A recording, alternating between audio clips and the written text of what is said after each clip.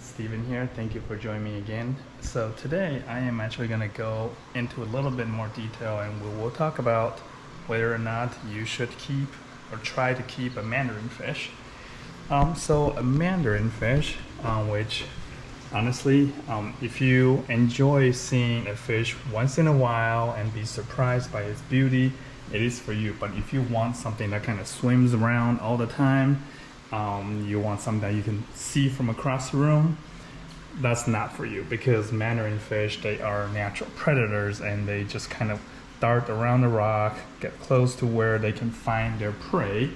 So speaking of that, what you need to know is that Mandarin, for the most part, will not accept what you feed them.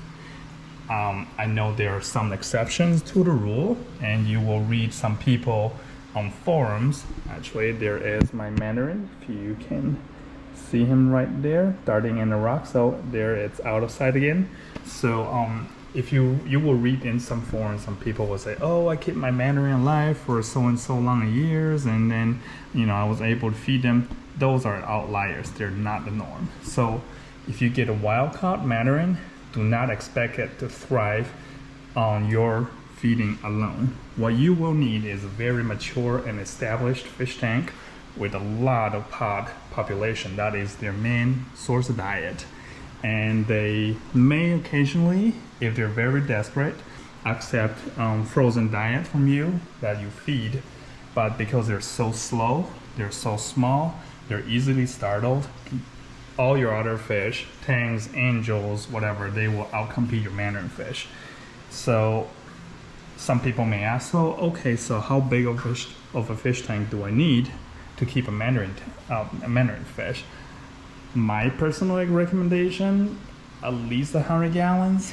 You can try with smaller, but that will increase the difficulty, and just make sure you don't overstock. Also, try not to stock too many wrasses to compete with Mandarin fish if you don't have enough food source, because wrasses will also pick on the rocks and they will pick away the pods that Mandarin eat.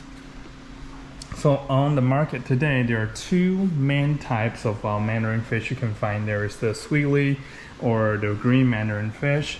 Some of them come in a little reddish hue, and there is the spotted Mandarin fish. And sometimes they're being sold as gobies. See that one back there? That's kind of like, oh, disappeared. Oh, there's my Mandarin fish in the back. So that's a tiny one, and you can tell their sex, whether they're female or male, by looking at the dorsal fin. I believe that one is a male. You can see there's a long antenna sticking out in the back.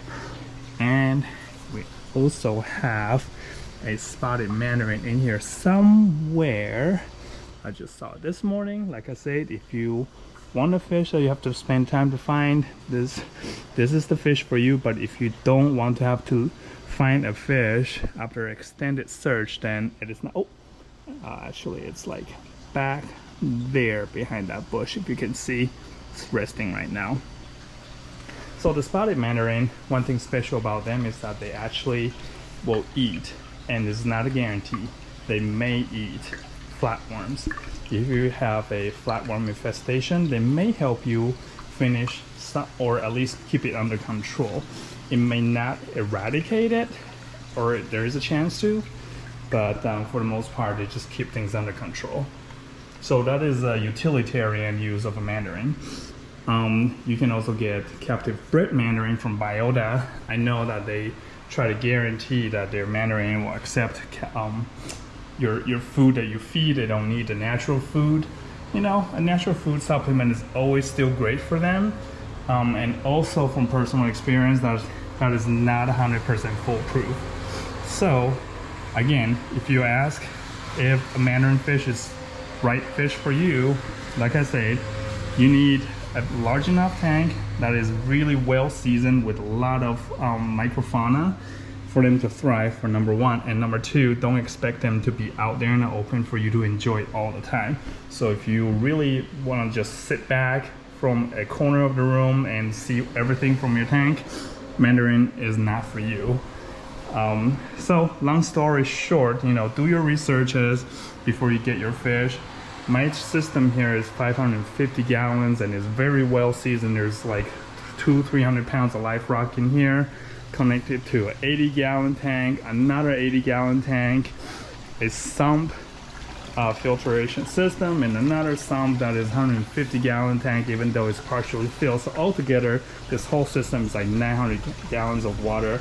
If I want to, I probably could sustain a small army of Mandarin fish, but right now I just have a big 3-inch Mandarin living in the main tank, one small Mandarin in here, and then another Mandarin here. I have 3 of them in one of each of the 3 glass tanks I have. You know, let me know if you have any comments or questions. I'm happy to answer them. But again, you know, try to feed your Mandarin, or at least keep your Mandarin responsibly.